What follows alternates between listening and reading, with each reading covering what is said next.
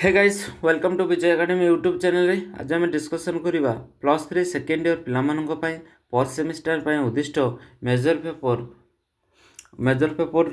8 Indian politics व भारतीय राजनीति यूनिट 3 रो 5 मार्क विशिष्ट क्वेश्चन आंसर ता पूर्व जानापी चाहूँगी जो पिला माने आमर मेजर पेपर 8 9 10 रो बई एवं गाइड किणी नांती सेमाने मते कांटेक्ट कर कांटेक्ट नंबर होची 9861546475। एबे आमे डिस्कसन करिबा देखो प्रथम क्वेश्चन 5 मार्क विशिष्ट प्रथम क्वेश्चन अछि भारतर संख्यालघु अधिकार संबंध में संक्षिप्त आलोचना करो। Briefly discuss the minority rights in India. या उत्तर हम भारतर संविधान मौलिक अध्याय अंतर्गत 29 धारा संख्यालघुर अर्थ निहित रही है। भारतर जेकोसी स्थान में बसवास करुवा स्वतंत्र भाषा लिपि किंवा संस्कृति तिबा कौन सी वर्गर लोक मान बुझाए। देशर सर्वोच्च अदालत एवं निर्धारित अनुष्ठान संख्यालघु मान्यता समग्र देशर जनसंख्या नुहे केवल राज्य जनसंख्या चित्र आधार निर्धारित होगा। जातीय संख्यालघु आयोग आईन धारा 2 ग अनुसार 6टी संप्रदाय को संख्यालघु मान्यता दि जाएगी। सेगुड़िक है मुस्लिम, ख्रिस्टियन, सिख, बौद्ध, पारसी, जैन। अर्थात भारतर संख्यालघु मुख्यतः धर्म आधार में जदिव भाषा सांस्कृतिक स्थितिर सुरक्षा और विकास निमंते मौलिक अधिकार प्राप्त होती। भारत सरकार उभय धार्मिक और भाषागत संख्यालघु विषय विज्ञप्ति प्रकाश करती। धर्म आधार समग्र देश में हिंदू माने संख्यागरिष्ठ हेले पंजाब, नागालैंड, मिजोराम राज्य और लाक्षाद्वीप, जम्मू और काश्मीर केन्द्रशासित अंचल मानक संख्यालघु अच्छा। तेज सरकारी घोषणा अभाव से संख्यालघु सुविधा लाभ करते ना। भारतर संख्यालघु मान सम्मुखीन होता मुख्य समस्या गुड़िक हूँ प्रथम हूँ आइडेंटिटी समस्या, सेकेंड हूँ सुरक्षा समस्या बा सिक्योरिटी, थर्ड हूँ निष्पक्षता बा इक्वालिटी समस्या, सामाजिक सांस्कृतिक चलनी, इतिहास और पृष्ठभूमि पार्थक्य दृष्टि संख्यालघु माने सब स्थान में परिचय समस्या भोगती जो संख्यागरिष्ठ संप्रदाय सहित खाप खुआइबा समस्या देखा दिए। भिन्न परिचय संख्या स्वल्प संख्या दृष्टि से असुरक्षित मन करती। भेदभाव कारण से विकास सुजोग लाभ वंचित होती जहाँ से निष्पक्षता बा समानतार समस्यार सम्मुखीन होती। सेहीपरि संविधान धारा 25 ରୁ 28 मध्य प्रदत्त धर्मगत स्वाधीनता, 29 ରୁ 30 मध्य प्रदत्त शिक्षा और सांस्कृतिक अधिकार संख्यालघु रक्षा कवच अटे। सेहीपरि धारा 350 क ରୁ 350 ख मध्य भाषागत संख्यालघु को सुरक्षा दि जाएगी। जातीय संख्यालघु आयोग संख्यालघु मानकर सुरक्षा दि जाएगी। देशर संख्यालघु आयोग धर्म संख्यालघु मानकर सुरक्षा निहित रहिबा नीति प्रदान करा जायछि। द्वितीय क्वेश्चन देख भारतर भाषा निमंते संवैधानिक व्यवस्था आलोचना कर। Discuss the constitutional province of बा फॉर लैंग्वेज इन इंडिया। या उत्तर में लिखा संभवतः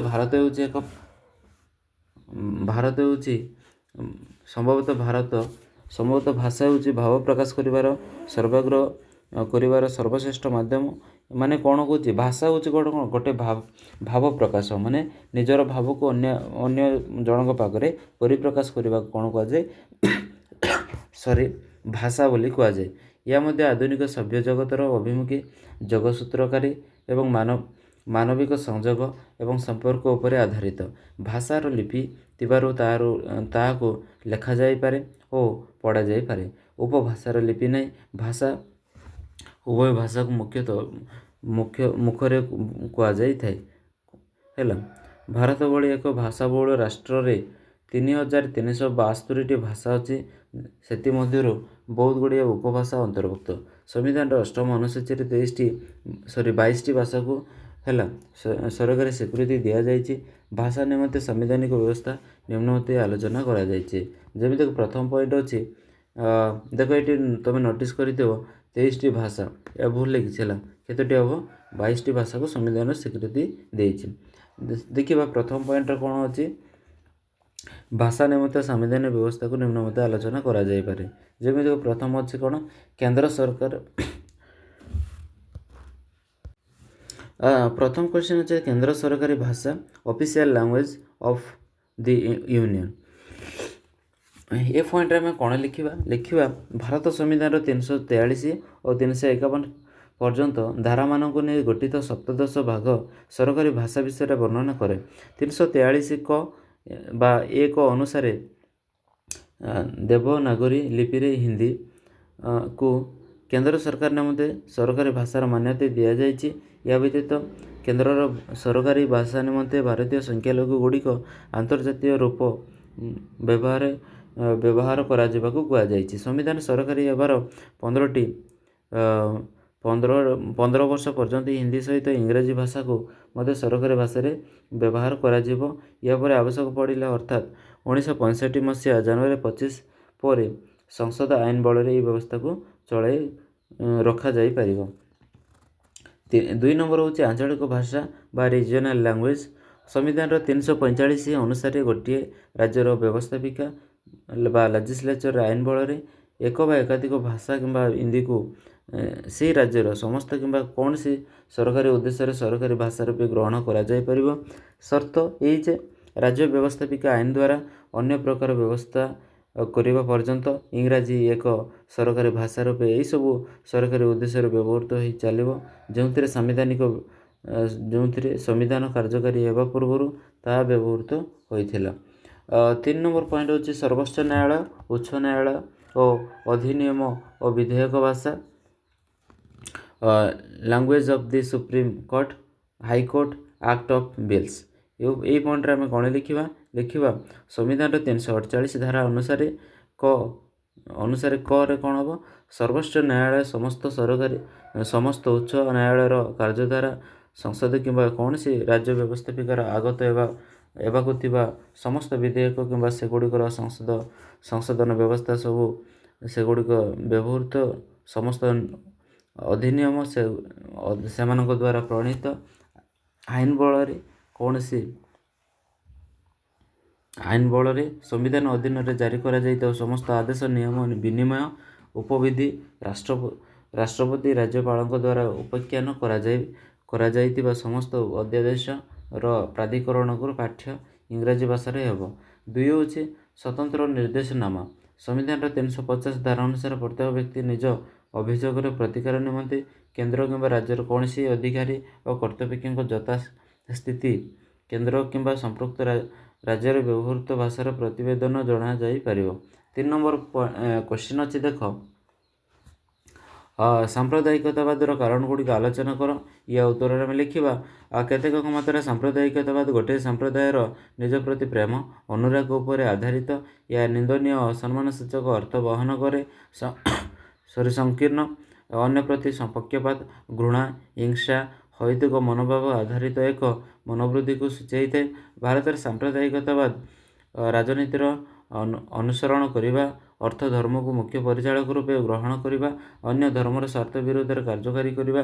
ସାମ୍ପ୍ରଦାୟିକତାବାଦର କାରଣଗୁଡ଼ିକ ହେଲା, ପ୍ରଥମ ହେଉଛି କ'ଣ, ବିକୃତ ମାନସିକତା, ସାମ୍ପ୍ରଦାୟିକତା ବିଦ୍ୱେଷ, ଶତ୍ରୁତା ଓ କେତେକ ଲୋକଙ୍କ କେତେକ ନେତାଙ୍କ ମନକୁ ସ୍ଥାୟୀ ଭାବେ ଆଚ୍ଛନ୍ନ କରି ରଖିଛି।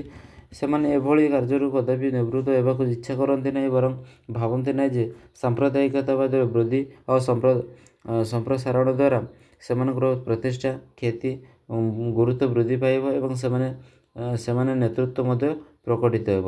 ଏଭଳି ଚିନ୍ତାକାରୀମାନେ ସବୁ ଧର୍ମରେ ଦେଖାଯାଆନ୍ତି। 2 ନମ୍ବର ହେଉଛି ଶାସନଗତ ଧର୍ମ ନିରପେକ୍ଷ ନୁହେଁ, ପଲିଟି ଆର୍ ନଟ୍ ସେକୁଲାର। ୟା ଉତ୍ତରରେ ହେବ କ'ଣ, ଭାରତର ଶାସନତନ୍ତ୍ର ପ୍ରକୃତ ଏବଂ ମୌଳିକ ଅର୍ଥରେ ଧର୍ମ ନିରପେକ୍ଷ ନୁହେଁ। ଧର୍ମ ନିରପେକ୍ଷ ଶବ୍ଦର ପ୍ରକୃତ ଅର୍ଥ ହେଲା ରାଷ୍ଟ୍ର ଓ ନୀତିଶାସ୍ତ୍ର, ଶିକ୍ଷା ବ୍ୟବସ୍ଥା ଧର୍ମଠାରୁ ପୃଥକ ତଥା ସ୍ୱାଧୀନ ହେବା ଆବଶ୍ୟକ। ରାଷ୍ଟ୍ରର ନିଜସ୍ୱ ଧର୍ମ ରହିବ କିମ୍ବା ଏହା କୌଣସି ଧର୍ମର ସମ୍ପୃକ୍ତ ହେବ ନାହିଁ। ଈଶ୍ୱର, ଧର୍ମ, ବ୍ୟକ୍ତିଗତ ବିଶ୍ୱାସର ବିଷୟ ବସ୍ତୁ ଓ ରାଷ୍ଟ୍ର ଏହାର ନୀତି ଆଦର୍ଶ ଶାସନ ପରିଚାଳନା ସହ ଈଶ୍ୱର ଓ ଧର୍ମ ନୀତିରେ କୌଣସି ସମ୍ପର୍କ ନାହିଁ। ଏସବୁ ଦୃଷ୍ଟିରୁ ବିଚାର କଲେ ଭାରତ ଏକ ପ୍ରକୃତ ଧର୍ମନିରପେକ୍ଷ ରାଷ୍ଟ୍ର ନୁହେଁ। 3 ନମ୍ବର ହେଉଛି ମନ୍ଦ ଅତୀତର ପ୍ରଭାବ। ସାମ୍ପ୍ରଦାୟିକତା ଭାରତର ନୂଆ ଘଟଣା ନୁହେଁ।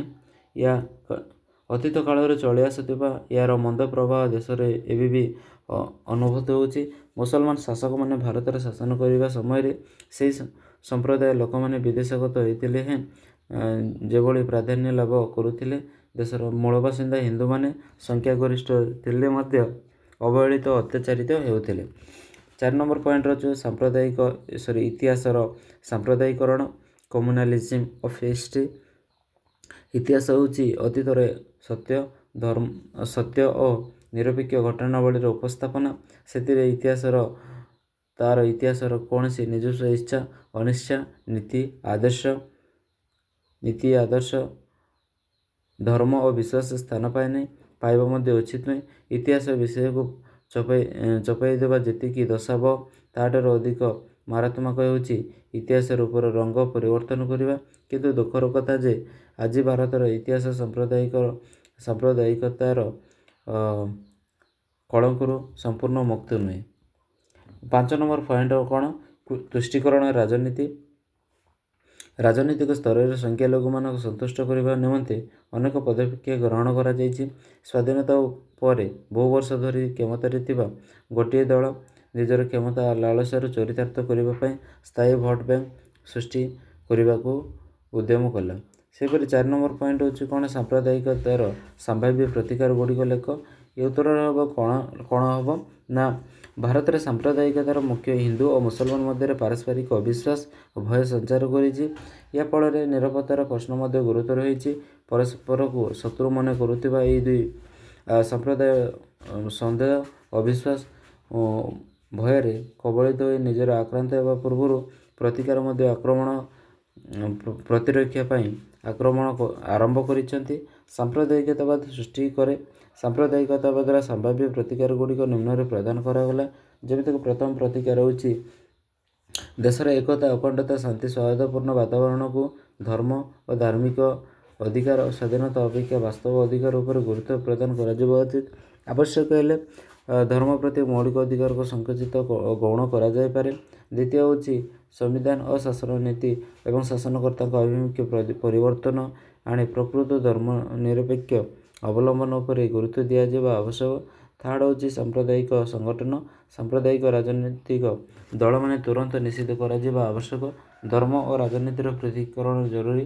4 ନମ୍ବର ହେଉଛି ସାମ୍ପ୍ରଦାୟିକ ଦଙ୍ଗା ଓ ସଂଘର୍ଷର ଘଟୁଥିବା ଅଞ୍ଚଳମାନଙ୍କରେ ସମୂହ ଜରିମାନା ବ୍ୟବସ୍ଥା ଲାଗୁ କରାଯିବା ଆବଶ୍ୟକ। 5 ନମ୍ବର ଅଛି ଚାକିରି ଓ ରାଜନୈତିକ ପଦପଦବୀରେ ଥିବା ସଂରକ୍ଷଣ ବ୍ୟବସ୍ଥା ତୁରନ୍ତ ବାତିଲ କରିବା ଆବଶ୍ୟକ। ନଚେତ୍ ଏହି ସୁବିଧା ମଧ୍ୟ ମୁସଲମାନ, ଖ୍ରୀଷ୍ଟିଆନ ଆଦି ସଂଖ୍ୟାଲଘୁ ସମ୍ପ୍ରଦାୟଗୁଡ଼ିକୁ ମିଳିବା ଉଚିତ। ସେହିପରି 6 ନମ୍ବର ହେଉଛି ଇତିହାସ। 6 ନମ୍ବର ପଏଣ୍ଟ ଦେଖ। ଇତିହାସ, ପତ୍ରପତ୍ରିକା, ଗଣମାଧ୍ୟମ ସାମ୍ପ୍ରଦାୟିକରଣ ପାଇଁ କଠୋର ଦଣ୍ଡ ବ୍ୟବସ୍ଥା ରହିବା ଉଚିତ। ସେହିପରି 7th ଅଛି ସାମ୍ପ୍ରଦାୟିକ ସଂଘର୍ଷ ଉତ୍ତେଜନା ପ୍ରବଣ ଅଞ୍ଚଳରେ କାର୍ଯ୍ୟରତ ଜିଲ୍ଲା ମାଜିଷ୍ଟ୍ରେଟ, ପୋଲିସ ସୁପରିଟେଣ୍ଡେଣ୍ଟ ସ୍ୱାଧୀନ ଏବଂ ପର୍ଯ୍ୟାୟଭୁକ୍ତ କ୍ଷମତା ଦିଆଯିବା ଆବଶ୍ୟକ। ଉତ୍ତେଜନା ଓ ସଂଘର୍ଷ ରୋକିବ ବୋଲି ବିଫଳ ହେଲେ ସେମାନଙ୍କୁ ସିଧାସଳଖ ଦାୟୀ କରାଯାଇ ଦଣ୍ଡିତ କରାଯିବା ଉଚିତ। ସେହିପରି 8 ନମ୍ବର ହେଉଛି ସମ୍ବେଦନଶୀଳ ଅଞ୍ଚଳମାନଙ୍କର ଯଥେଷ୍ଟ ସ୍ଥାୟୀ ସୁରକ୍ଷା ବଳରେ ନିୟୋଜିତ ହେବା ଆବଶ୍ୟକ। ପୋଲିସ ସୁରକ୍ଷା ବଳ ରାଜନୈତିକ କର୍ମଚାରୀ ଓ ନିୟନ୍ତ୍ରଣରୁ ମୁକ୍ତ ରହିବା ଉଚିତ। ସେହିପରି 9 ହେଉଛି ଶିକ୍ଷା। ଆର୍ଥିକ ଦୁର୍ବଳ ସଂଖ୍ୟାଲଘୁ ସମ୍ପ୍ରଦାୟ ଲୋକମାନଙ୍କୁ ଉନ୍ନତ ଏବଂ ସାମ୍ପ୍ରଦାୟିକରଣ ସମକକ୍ଷ କରାଇବା ପାଇଁ ସ୍ୱତନ୍ତ୍ର ଯୋଜନା ପ୍ରଣୟନ କଲେ ଅସନ୍ତୋଷ ଦୂର ହେବ ଏବଂ ସାମ୍ପ୍ରଦାୟିକତାବାଦର ହ୍ରାସ ହେବ। 10 ନମ୍ବର ପଏଣ୍ଟ ଦେଖ। ତୁଷ୍ଟିକରଣ ନୀତି ତୁରନ୍ତ ବନ୍ଦ ହେବା ଜରୁରୀ ଅଟେ। 11 ନମ୍ବର ଅଛି ରେଡ଼ିଓ, ଟେଲିଭିଜନ ପରି ବୈଦ୍ୟୁତିକ ଗଣମାଧ୍ୟମ କେବଳ ନିର୍ଦ୍ଦିଷ୍ଟ ସମ୍ପ୍ରଦାୟର ପୁରାଣ, ସଂସ୍କୃତି ଉପରେ ପର୍ଯ୍ୟବେସିତ କାର୍ଯ୍ୟକ୍ରମ ଉପରେ ନୁହେଁ, ଅନ୍ୟ ସମ୍ପ୍ରଦାୟମାନଙ୍କ ଧର୍ମ, ସଂସ୍କୃତି ଉପରେ କାର୍ଯ୍ୟକ୍ରମ ଉପରେ ଆଧାରିତ ହେବା ଆବଶ୍ୟକ। ସେହିପରି 12 ନମ୍ବର ଅଛି ଧାର୍ମିକ ଶୋଭାଯାତ୍ରା ଧାରଣା ଉପରେ କଠୋର କଟକଣା ଲାଗୁ ହେବା ଆବଶ୍ୟକ। 13ରେ ଅଛି ବିଭିନ୍ନ ସମ୍ପ୍ରଦାୟ ଲୋକମାନଙ୍କ ପାଇଁ ମିଶ୍ରିତ ନିବାସ ଅଞ୍ଚଳ ପ୍ରତିଷ୍ଠା ଦ୍ୱାରା ସେମାନଙ୍କ ମଧ୍ୟରେ କୌଣସି ସୌହାର୍ଦ୍ଦ୍ୟ ବୃଦ୍ଧି ପାଇବ। 14ରେ ଅଛି ବିଭିନ୍ନ ସମ୍ପ୍ରଦାୟ ପିଲାମାନଙ୍କ ପାଇଁ ଭିନ୍ନ ଧାର୍ମିକ ଶିକ୍ଷା ବ୍ୟବସ୍ଥାକୁ ବାତିଲ କରି ସମସ୍ତ ପାଇଁ ଗୋଟିଏ ପ୍ରକାର ଶିକ୍ଷା ବ୍ୟବସ୍ଥା ଓ ଶିକ୍ଷାନୁଷ୍ଠାନମାନଙ୍କ ପାଇଁ ମିଳିତ ଶିକ୍ଷା ଲାଭ ବ୍ୟବସ୍ଥା କରାଯିବା ଆବଶ୍ୟକ। ଏହା ଥିଲା 4 ନମ୍ବର କ୍ୱେଶ୍ଚିନ୍। ଏବେ ଦେଖିବା କ୍ୱେଶ୍ଚିନ୍ର ଆନ୍ସର୍। ଏବେ ଦେଖିବା ଧର୍ମ ନିରପେକ୍ଷତାବାଦ ସମ୍ବନ୍ଧରେ ହେଲା।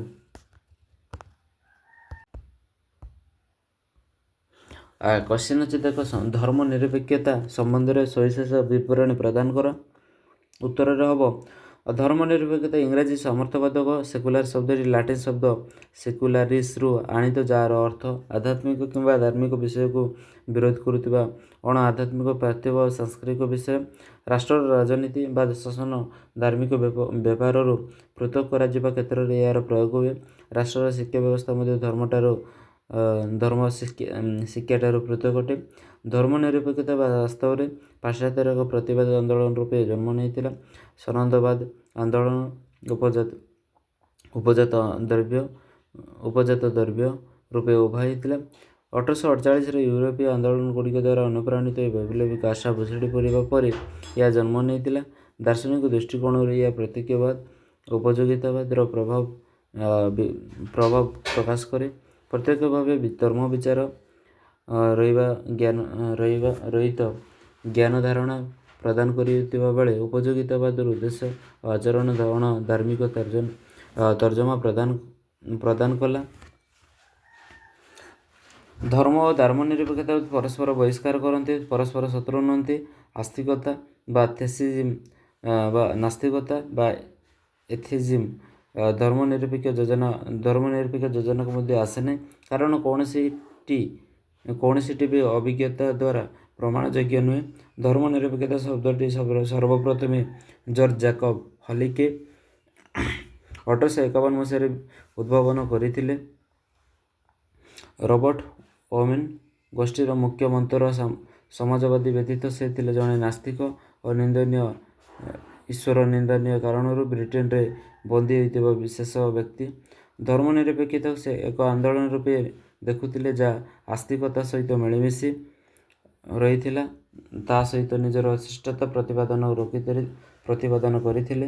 ଏହି ଆନ୍ଦୋଳନ ସହିତ ଘନିଷ୍ଠ ଭାବରେ ଜଡ଼ିତ ଥିବା ପ୍ରମୁଖ ନାସ୍ତିକମାନଙ୍କ ମଧ୍ୟରେ ଥିଲେ ଚାର୍ଲ୍ସ ବ୍ରାଡଲାକ୍, ଚାର୍ଲ୍ସ ୱାଟର୍ସ,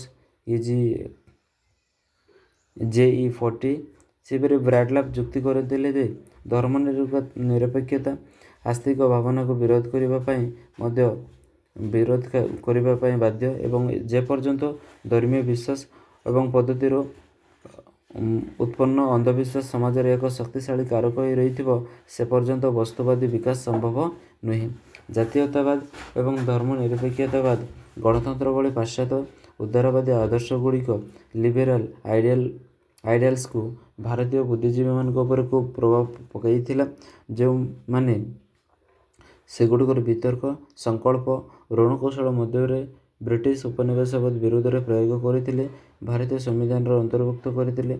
ସମ୍ବିଧାନର କାର୍ଯ୍ୟକାରୀ ହେବାର ବିଗତ 70 ବର୍ଷ ମଧ୍ୟରେ ତତ୍ତ୍ୱ ଏବଂ ପ୍ରକ୍ରିୟା ଜନିତ ଅନେକ ପ୍ରଶ୍ନ ଉଠିଛି, ଯାହା ମଧ୍ୟରୁ 1980-1990 ଦଶକରେ ସର୍ବାଧିକ ବିତର୍କ ଏବଂ ବିରୋଧ ସମ୍ମୁଖୀନ ଏହି ଗୋଟିଏ ବିଷୟ ଉପରେ ଧର୍ମନିରପେକ୍ଷତାବାଦ ଭାରତରେ ଧର୍ମକୁ ବେସରକାରୀକରଣ କରିବା ଏବଂ ଜୀବନକୁ ବେସରକାରୀ ଓ ସରକାରୀ କ୍ଷେତ୍ରରେ ସୀମିତ କରିବାର ପ୍ରବୃତ୍ତି ସନ୍ତୁଷ୍ଟ ନଥିଲେ। ତେଣୁ ଧର୍ମ ଓ ଜନଜୀବନକୁ ପ୍ରଭାବିତ କରି ଚାଲିଥିଲା। ନିଜର ରାଜନୀତିକ ସ୍ୱାର୍ଥ ନିମନ୍ତେ କୌଣସି ସରକାରୀ ବା ଗୋଟିଏ ପ୍ରବୃତ୍ତିକୁ ନେଇ ଧାର୍ମିକ ଓ ସମ୍ପ୍ରଦାୟ ଆଧାରରେ ପ୍ରୋତ୍ସାହିତ କରିଥିଲା। ଆଇନର ଶାସନ ସାଧାରଣତଃ ନ୍ୟାୟିକ ବ୍ୟବସ୍ଥା ପ୍ରତିଷ୍ଠା କରିବା ପରିବର୍ତ୍ତେ ଏହା ବ୍ୟକ୍ତିଗତ ବା ପାରିବାରିକ ଆଇନଗୁଡ଼ିକ ଧାର୍ମିକ ଆଇନ ଓ ବିବିଧତା ଆଧାରରେ ସୃଷ୍ଟି ହୋଇଥିଲା। 6 ନମ୍ବର କ୍ୱେଶ୍ଚିନ୍ ଅଛି ଦେଖ, ଆଞ୍ଚଳିକତାବାଦ କହିଲେ କ'ଣ ବୁଝ? ଏହାର କାରଣଗୁଡ଼ିକ ଆଲୋଚନା କର। ଏହା ଉତ୍ତରରେ ଆମେ କ'ଣ ଲେଖିବା ସାମ୍ପ୍ରଦାୟିକ ପରିସ୍ଥିତି ଭାରତୀୟ ରାଜନୀତି ଶାସନ ବ୍ୟବସ୍ଥାକୁ ବିଶେଷ ଭାବରେ ପ୍ରଭାବିତ କରୁଥିବାର ପ୍ରମୁଖ କାରକ ମଧ୍ୟରୁ ଆଞ୍ଚଳିକତାବାଦ ବା ରିଜିଅନାଲିଜିମ୍ ଅନ୍ୟତମ। ଜାତୀୟ ମହାଜାତୀୟ ଚିନ୍ତା ଓ ଚେତନାରୁ ଦୂରେଇ ଯାଇ ଏହା ଏକ ନ୍ୟୁନ ଅଥବା ବିରୋଧ କରି ଯେକୌଣସି ନିର୍ଦ୍ଦିଷ୍ଟ ଅଞ୍ଚଳ ପ୍ରଦେଶ ଓ ତାହାର ଅନ୍ତର୍ଗତ ଅପେକ୍ଷାକୃତ କ୍ଷୁଦ୍ର ଅଞ୍ଚଳକୁ ଅତ୍ୟଧିକ ଭଲ ପାଇବାକୁ ଆଞ୍ଚଳିକତାବାଦ କୁହାଯାଏ।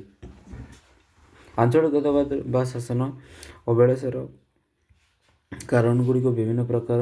ସେଗୁଡ଼ିକ ହେଉଛି ପ୍ରଥମ ଅଛି କ'ଣ ଐତିହାସିକ ଆଧାର ହିଷ୍ଟୋରିକାଲ ବେସ୍ ଉପରେ ହୋଇଥାଏ। ଯେମିତିକି ନିଜର ଅର୍ଥନୈତିକ ରାଜନୈତିକ ସ୍ୱାର୍ଥ ସାଧନ ନିମନ୍ତେ ଇଂରାଜୀ ସରକାର ଭାରତରେ ବିଭାଜନ ଶାସନ ନୀତି ଲାଗୁ କରିଥିଲେ।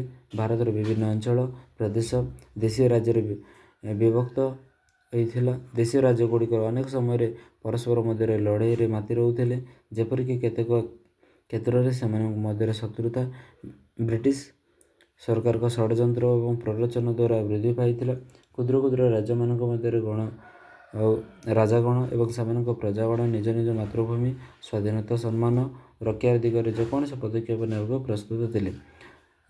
ଏପରିକି ସ୍ୱାଧୀନତା ପରେ ଭାରତୀୟ ସଂଘରେ ନିଜର ମିଶ୍ରଣ ପାଇଁ ଅନେକ ଦେଶୀୟ ରାଜ୍ୟ ସହଜରେ ରାଜି ହୋଇଥିଲେ ବା ରାଜି ହୋଇନଥିଲେ ମଧ୍ୟ। ଏହା ଫଳରେ ସେମାନଙ୍କ ମଧ୍ୟରେ ଉଗ୍ର ଜାତୀୟତା ଭାବନା ଲାଗି ରହିଥିଲା। ଦେଖ ଦ୍ୱିତୀୟ ପଏଣ୍ଟରେ କ'ଣ ବଂଶଗତ ପରିଚୟ ରେସିଆଲ ବା ଏଥନିକ୍ ଆଇଡେଣ୍ଟିଟି। ବଂଶଗତ ବା ନୃଜାତୀୟ ସାମଞ୍ଜସ୍ୟ ଥିବାର ଗୋଟିଏ ନିର୍ଦ୍ଦିଷ୍ଟ ଅଞ୍ଚଳ ଅଧିବାସୀମାନେ ସେମାନଙ୍କ ମଧ୍ୟରେ ଥିବା ସାଂସ୍କୃତିକ ଭାବଗତ ଭାଷାଗତ ଧାର୍ମିକ ଚିନ୍ତା ଓ ଚେତନାର ସୁରକ୍ଷା ତଥା ବିକାଶ ନିମନ୍ତେ ନିଜର ସ୍ୱତନ୍ତ୍ର ପରିଚୟ ସୃଷ୍ଟି କରିବାକୁ ଚାହୁଁଥିବାର ଆଞ୍ଚଳିକତାବାଦ କୁହାଯାଏ। ଅତୀତର ନାଗାଲାଣ୍ଡ ମିଜୋରାମ ମେଘାଳୟ ଝାଡ଼ଖଣ୍ଡ ଆଦି ରାଜ୍ୟ ଗଠନ ପାଇଁ ଦାବି ଏଥିରେ ଅନ୍ତର୍ଭୁକ୍ତ ମାନେ ବଂଶଗତ ପରିଚୟରେ। ଥାର୍ଡ଼ ନମ୍ବର ପଏଣ୍ଟ ହେଉଛି କ'ଣ ଉତ୍ତର ଦକ୍ଷିଣ ବିଭାଜନ ନର୍ଥ ସାଉଥ ଡିଭିଜନ। ଉତ୍ତର ଭାରତର ରାଜ୍ୟଗୁଡ଼ିକ ଆର୍ଯ୍ୟ ଜାତିର ଲୋକ ବସବାସ କରୁଥିବା ବେଳେ ଦକ୍ଷିଣ ଭାରତର ଲୋକମାନେ ଦ୍ରାବିଡ଼ମାନଙ୍କ ପ୍ରାଧାନ୍ୟ ରହିଛି। ଭାଷା ଏବଂ ସଂସ୍କୃତିର ସାମଞ୍ଜସ୍ୟତା ଦୃଷ୍ଟିରୁ ସାରା ଦେଶରେ ଉତ୍ତର ଦକ୍ଷିଣ ଭିତ୍ତିରେ ବିଭାଜିତ ହୋଇଛି କହିଲେ ଭୁଲ ହେବ ନାହିଁ। ବାସ୍ତବତା ମଧ୍ୟ ଏହାର ପ୍ରମାଣ ଦେଉଛି। 4 ନମ୍ବର ପଏଣ୍ଟ ହେଉଛି କ'ଣ ଆଞ୍ଚଳିକ ରାଜନୈତିକ ଦଳ ରିଜିଓନାଲ ପଲିଟିକାଲ ପାର୍ଟିସ୍। ଏହା ଉତ୍ତରରେ ଆମେ କ'ଣ ଲେଖିବା 1974 ମସିହାରେ ଚତୁର୍ଥ ସାଧାରଣ ନିର୍ବାଚନ ପରେ କଂଗ୍ରେସ ଦଳର ଏକକ ପ୍ରାଧାନ୍ୟ ହ୍ରାସ ପାଇଲା ଏବଂ ରାଜ୍ୟରେ ଆଞ୍ଚଳିକ ଦଳମାନଙ୍କ କ୍ରମଶଃ ମୁଣ୍ଡ ଟେକିଲେ। କେତେକାଂଶ ସମୟରେ ଆଞ୍ଚଳିକ ଉନ୍ନତି ପାଇଁ ହେଲେ ବି ନିଜର ସ୍ୱାର୍ଥ ଏବଂ ସୁରକ୍ଷା ପାଇଁ ଅଧିକ ଚିନ୍ତିତ ହେଲେ। ଏହି ଦଳଗୁଡ଼ିକର ଜନସାଧାରଣଙ୍କ ଦୃଷ୍ଟି କେନ୍ଦ୍ର ସରକାର ଏବଂ କେନ୍ଦ୍ର ସରକାର ଓ ଜାତୀୟ ଦଳମାନଙ୍କୁ ଫେରାଇବା ନିମନ୍ତେ ସେମାନଙ୍କୁ ମଧ୍ୟ ବାଧ୍ୟ କରିବା ପାଇଁ ଆଞ୍ଚଳିକ ଅଧିକ ପରିମାଣରେ ଦୃଷ୍ଟି ହେଲା। 5 ନମ୍ବର ପଏଣ୍ଟ କ'ଣ ଭାଷାଗତ ସ୍ୱାଧୀନତା ପାଇଁ ଦେଶର ଆଞ୍ଚଳିକତାବାଦ ମୁଣ୍ଡ ଟେକୁଥିବା ଲକ୍ଷ୍ୟ କରାଯାଏ। ଭାଷାଭିତ୍ତିକ ରାଜ୍ୟମାନେ ଗଠନ ହେବାର ପରିବର୍ତ୍ତେ ହେବା ପରେ ଏହିପରି ଦାବି ବିଭିନ୍ନ ଅଞ୍ଚଳରେ ବାହାରି ଆସିବାରେ ଲାଗିଲା।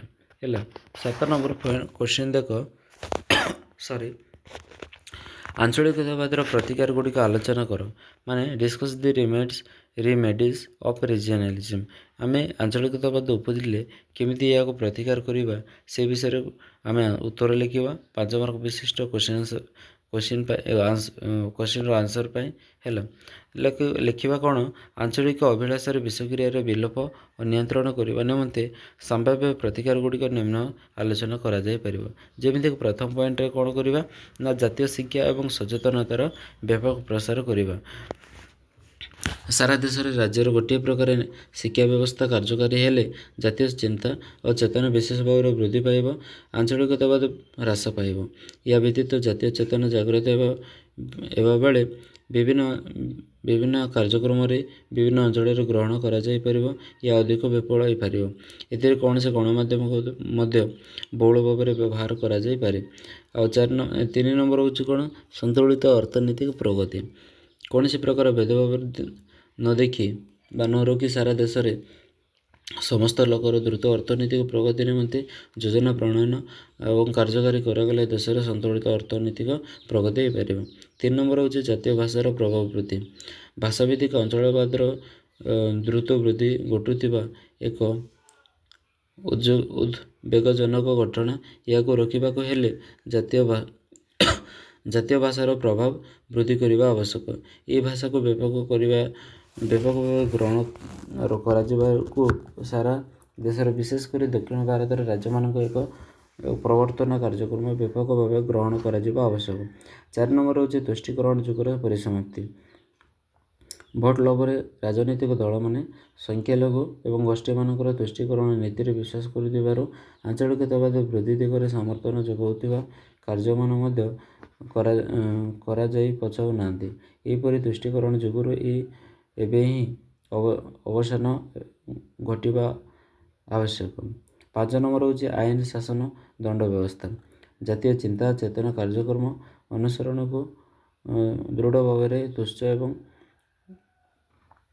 ଅସୁବିଧାବାଦୀ ଓ ଆଞ୍ଚଳିକତାବାଦର ବିଲୋପ ନିମନ୍ତେ ଦୃଢ଼ ଆଇନ ପ୍ରଣୟନ କରାଯାଇ କଠିନ ଦଣ୍ଡ ବ୍ୟବସ୍ଥା ହେଲେ ଏହାର ପ୍ରତିକୂଳ ପ୍ରଭାବ ଅନ୍ୟମାନଙ୍କ ଉପରେ ପଡ଼ିବ। 6 ନମ୍ବର ହେଉଛି ଇତିହାସର ଜାତୀୟତାବାଦ ଦିଗ ଉପରେ ଗୁରୁତ୍ୱ।